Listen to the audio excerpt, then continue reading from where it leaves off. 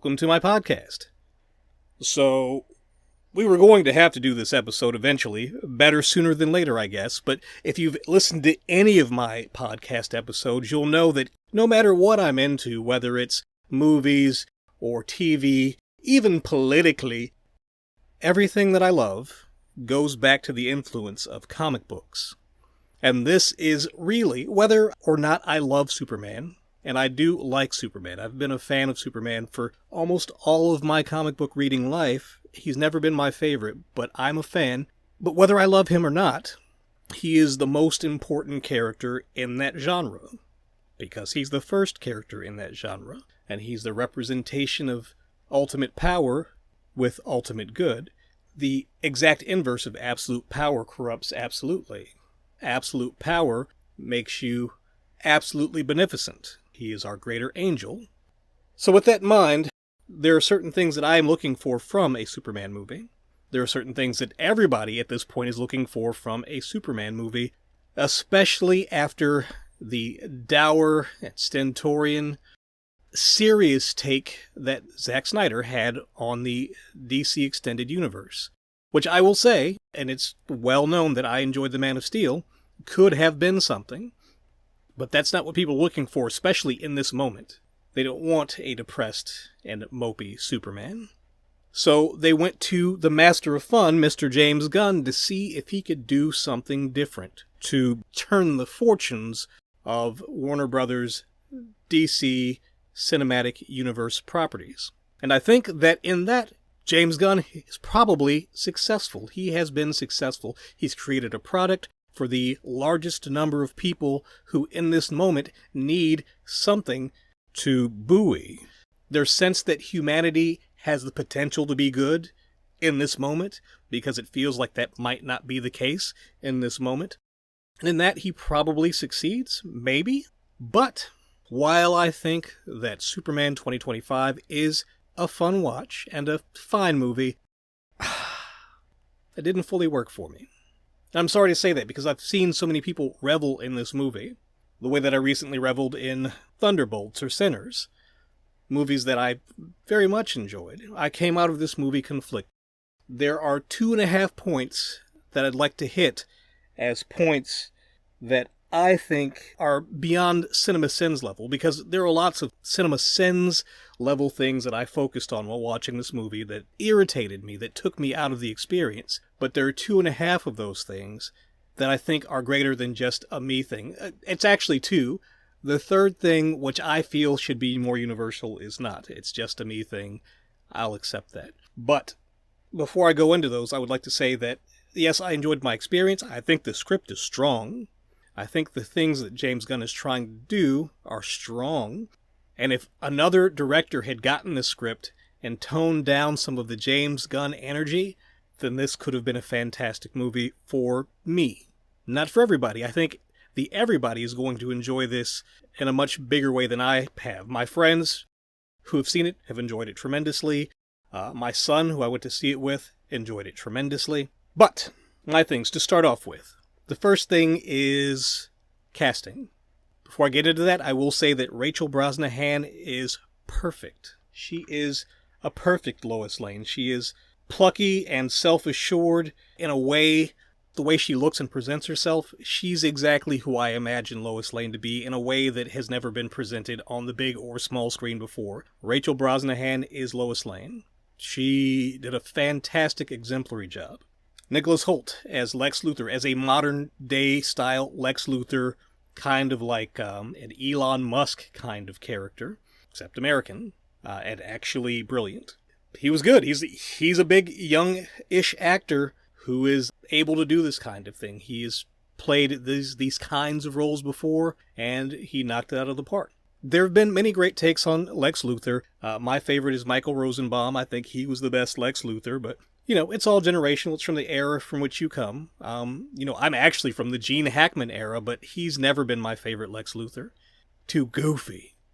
But this take on Superman, coming out of the theater, one of the first things I said was that James Gunn probably turned to David Cornsweet and said something like, "So my buddy Chris Pratt, he couldn't make it for this film. He was otherwise engaged, so I need you to prat it up as much as possible.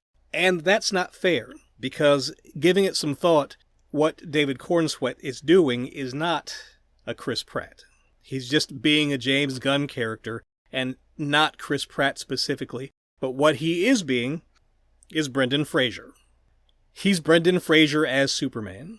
And that kind of throwback, aw shucks goofiness really plays for some people and really plays for some characters. But it doesn't play for the kind of Superman that I want to see on screen. And the issue there is my issue, because I'm an old guy and I enjoy things that old guys enjoy. And the character archetypes that I'm coming from are not that. They're not the Brendan Fraser Superman in comics. The Brendan Fraser Superman in comics is not Superman. It's somebody like Booster Gold, or the old school Blue Beetle, Ted Kord Blue Beetle, the Bwahaha era. They're goofy. And once again, I don't enjoy goofy. David Cornsweet has the same issue, or this version of Superman has the same issue that I have with The Batman, which I think is a much better film, but I don't like the leads. I don't like the character archetypes they represent. It's because they're closer to actual people, maybe, but in the comic book tradition, these lead characters from 25 to 50, they're just 50. They are just mature 50-year-old men from 25 to 50. And David Cornsweet's Superman, this aw shucks, gee golly, Mormon missionary, is like a 23-year-old, and he's not the greatest dad in the world kind of Superman that a more mature Superman would be and has been in the comic books for years, even before he had a son. The character archetype is the greatest dad in the world. That's not this. Same with the Batman. The Batman character archetypes are like these, for Bruce Wayne and for the Riddler character, are both introverted Gen Z, like young millennial archetypes who are unpleasant to see on screen. And it's not that I don't empathize. I see myself just as an introvert. I can see some of myself in that, and I've seen those people exist in the real world in other people, so I empathize and I understand. But for me, comic book media is about representing aspirational characterizations on screen. I want to see people that are beautiful and sexy, inside and out. They don't have to be perfect. They don't even have to be attractive, but they have to draw you in some way, because it's fantasy media. None of these characters do it for me. If the Cornsweet character, his characterization of Superman were presented, I don't know, 7 years on, 10 years on, then he might be exactly what I'd be looking for. But as presented, he's not my jam. And I do understand the appeal and draw of that character. And if it were a different superhero character, it would be incredible, I'm sure, for me. Just not. Not as presented. The other thing is, as I mentioned several times already, it's James Gunn's sense of humor is inappropriate for a Superman movie, to me. He's got a goofy sense of humor, and he pushes his goofy sense of humor in a way that I find unappealing. And it's not the humor in itself. I got a chance to watch Avengers Age of Ultron again recently, a rewatch maybe a week and a half, 2 weeks ago, and that movie has some of the same issues that this movie does. It's overlong. I'm sorry, not overlong, because this movie is actually tight, but they're both overstuffed. They both have a kind of dense plot and are trying to do too much in the run time that they have, and also present conflicted heroes in a conflicted world. I think that Age of Ultron is a much tighter movie, and there are more key personalities on screen because it, I guess, functionally is an ensemble picture. Not really. It's a Tony Stark movie with everybody else floating around him, but I guess the other characters do get more to do. But it's the humor, the Joss Whedon humor. It's wry and sardonic, where James Gunn, is, like I said before, is just goofy. And sometimes I can deal with James Gunn's goofiness. It doesn't push it to 11 like Taika Waititi does with his stuff. And oftentimes it's well done enough that you forgive it for being unapologetically goofy. It is discordant with the kind of movie that a Superman movie is to me. Those are my specific complaints that are for, I feel like, can be kind of universal, but I have another complaint that is just for me. It is just my complaint. It is something that will sell this movie and make it a billion-dollar movie for other people, but for me, I hate crypto. I think that Krypto is an awful addition to the movie. I wish he was not in the movie, or that his appearance in the movie was different. Because Krypto is chaos, and a bad dog can be cute if the world's not on the line, but the world's on the line. And also, he's like nuclear weapon dangerous, and he's just around, just doing stuff and causing havoc. And I hate Krypto. I hate it the first time Krypto was on screen. The movie opens with, because the movie opens in media res. Spoilers, Superman gets his ass beat before the movie even starts, and the movie starts with an ass beat Superman crashing to the ground and hopefully being rescued by Krypto. You've seen it in the trailer. Krypto jumps all over this man with broken bones and shattered organs, hurting him further, and it takes a while to figure out that he needs to take the Superman home. And meanwhile, Superman finds out that Krypto's trashed the Fortress of Solitude because he's a bad dog and he's uncontrolled. People love Krypto. My son's a big dog guy, so with my son loved Krypto. Big dog guy. Most of the world, big dog guys. And they're going to love Krypto, and I don't fault them for that. But, like, my rational brain cannot appreciate Krypto existing in this circumstance, in this franchise, in my entertainment. Boo, Krypto! Boo this dog! And while I'm saying that, on the other side of the microphone, you're all like, oh, boo this man. This hateful, hateful man. I don't care. I don't like him. So those are my 3 big complaints. And everything else is like Cinema Sin stuff. Some of the fantasy gets away from itself to the level where you're like, this is too much even for what this is. The whole nether universe that's like almost like the Phantom Zone that not James Gunn, but Lex Luthor has built up his black site. Once again, the politics are fantastic. The politics, the skewering of what's going on in the world today, even with James Gunn having written this movie way before 2025, the stuff that this movie's critiquing is 2025 stuff, so it's very prescient, and the presentation of it is well done. And when James Gunn stops to take stock of what's happening, that's well done. The scene between Lois and Clark, where they're just in the apartment doing the interview of Clark as Superman, is an adult moment. It's 2 people in a relationship having an adult conversation where one of them just can't handle it, and then they both can't handle it. That's well done. It's quick character building because the movie starts in media res, and before then you don't care about these people because even though they are people that you don't know them. So that in itself is well done, but beyond that, there's so many other characters that get short shrift. Even the cool ones, like Mr. Terrific is the standout character that everybody loves from the movie. But all Mr. Terrific does is be cool, which is awesome. Hopefully we get to see more of him than the fact that he's cool. There's so many characters you don't get a chance to appreciate any of them at any level. And then there's a shoehorn subplot line with the whole Daily Planet staff where they're just there. They're just people that are there, but there are already so many people there. They don't need to have that go on. Jimmy Olsen gets something to do, which is cool. And I appreciate that they're trying to do a thing with Jimmy that mirrors the All-Star Superman Jimmy, Ladies Man Jimmy. Interesting. Fun. Lex Luthor actually being genuinely evil. Interesting. Fun. And the presentation of that evil is also interesting. Fun. And actually, it's a little bit, as I said earlier, discordant with some of the other stuff in the movie, but it works. Lex Luthor is a sociopath, and he is a reckless, brilliant genius. Once again, the political stuff works. It did make me think, yet again, after I saw the first trailer, I felt the same way, that although I enjoy what James Gunn brings to the table, I hope that his DCU represents a collection of visions and not just his vision, because I don't like his vision for enough different kinds of things for it to be the overarching vision of the universe. I don't want to see goofy everything. I don't want to see a goofy Hawkwoman movie or a goofy John Constantine, although they did that with the Legends of Tomorrow on TV. Took a perfect representation of John Constantine and made that version goofy. That's my hang-up, but I feel like nobody wants to see that as an overarching aesthetic for the entire universe, and it won't be. James Gunn promises that creators' voices will be allowed to sing in his universe, and his universe will be less of a functionally cohesive universe and more about representing these various characters and the visions of the creators. Anyway, one of the cinema sins that I was thinking about that I'd written down, because I'm not going to go through them, they're not terribly important. I think that ultimately you're going to enjoy the movie. But one of the cinema sins that I ran into is that you find out one of the major plot motivators is that Clark was sent to Earth from Krypton, as we know, with an incomplete message from his father and mother.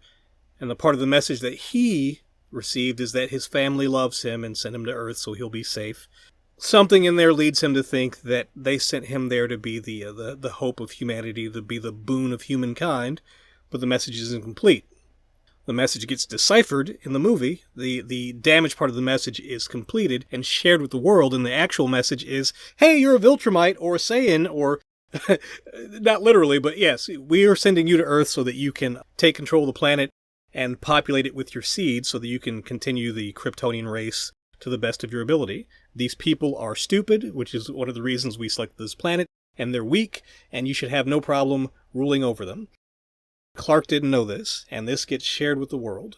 And the world turns against Clark because he's only been Superman for 3 years. He's the greatest hero in the world. The world loves him because he's an all-shucks farm boy from Kansas. But, man, am I going to go into this? There's another thing that bothers me. Anyway, all-shucks farm boy from Kansas, but the world's like, oh no, you're an alien already, and now we know that you're here on a dangerous mission, and the world drops it. Like, he saves the world again, so they're like, he's not so bad. He's not, but they don't know that. They, in fact, know, because the message is, I think it's confirmed by him to be, it's like, I didn't know it was real, but I think it's real. And people around him, it's real, that he's a danger to the world, as far as the world knows. But by the end, they're like, it's fine. You can have his 1,000 brides or whatever, and it'll be okay. Something else that I kind of wanted to touch on, even though I feel petty for touching on it, the Kents. Ma and Pa Kent. It does make sense to have the Kents be older. It does make sense to have the Kents be more genuinely Midwestern, double-wide people from Kansas, from Smallville. These Kents, as presented, and this is not their fault, this is just the America that we live in today. These Kents, as presented, don't raise this Clark. They raise a different kind of Clark. And that's just unfortunate. That is, from the media that we see representing that part of the country and the presentation of these characters, these older Kents, who are very simple people, without a specific guiding ethos as presented, are Fox News Kents, who raise a Clark that is in himself xenophobic. They can raise him the way they do because he appears to be a handsome young white man, and so he's raised as a handsome young white man, as a poor handsome young white man in the Midwest. And so the things that he will likely hew to under those circumstances are not the old school values of the Midwest as presented before the Fox News era, because that's what Clark comes from, which is not the Midwest in modern times. It's a different set of values. So if you're going to make the Kents more realistic, that's something to be considered. Now, that doesn't necessarily mean that the Kents are bad people. They don't have to be bad people. They're just more likely to be the kind of people that raise a son who is not like Clark. They're not Mennonites. They're not Amish. They are regular people. Or, I'm sorry, they're people outside of that community. They're the general Midwestern, probably evangelical, but also poor, perhaps angry, because of the state of the world, looking for someone to blame community. This movie, it encompasses so many things that are going on in the world. And one of those things is immigration. Clark has no rights because he's an alien. That's what the U.S. government tells Superman, he has no rights because he's an alien. I also think that Lex Luthor's planetary force is a nice commentary about a world controlled by PMCs, basically. It's controlled by corporations, and those corporations use metahuman PMCs. Lex Luthor's PMC is the planetary force, and Max Lord's PMC is the Justice Gang, which makes sense. The Justice Gang is fun, but why is Superman a member of a PMC, a private military corporation, and why do they know his secret identity? That is also incongruous with the history of the character and how important it is for him to keep and sustain his secret identity. But overall, it is a fine movie. For me, it's not a superior movie, but it's a good movie. And it's different from Man of Steel, which is a movie that I love. Superman 2025 is smarter, but is a goofy movie, so it's still kind of dumb. Also, James Gunn is going for like a Silver Age comic book aesthetic, so there's a lot of stuff in there that's intentionally dumb, and I don't like that kind of stuff. Like, you'd think I would, but I also don't like Sam Raimi's Spider-Man movies because of the same reason. Going for that 1960s comic book aesthetic brings people back to a simpler time, but that's not the era of comic books that I'm nostalgic for, so, what are you going to do? I think it'll do well. I think it has the potential to maybe not be $1 billion movie, but to make a profit, which is what you want. And so I will be excited to watch that, because whether I like it or dislike it, and I don't dislike it, a rising tide raises all boats. And I want that, because I'm a big comic book fan. I want to see these movies continue to be made and continue to be successful. And I guess that's all I have to say. I had a huge list of like CinemaSin style things that bothered me in the movie, but I've incorporated some of them into this, and beyond that, it's not important enough to go ham on this movie that didn't do anything to anybody but try to save the comic book film industry. So thank you, James Gunn. Thank you for the good work that you've done, for putting your soul and passion into this thing. Please have an open mind as you shepherd these other creators and producers and this new DCU project. That's it. As always, if you'd like to talk to me about Superman and be angry with me for how much I dislike Krypto, you can hit me up on Blue Sky. You can catch me on Threads. You can hit me on Instagram. And I will talk at you, and I won't block you if you say something that is upset and angry, but not unkind or impolite in those spaces. And beyond that, we'll catch you in the next episode. Thanks for listening.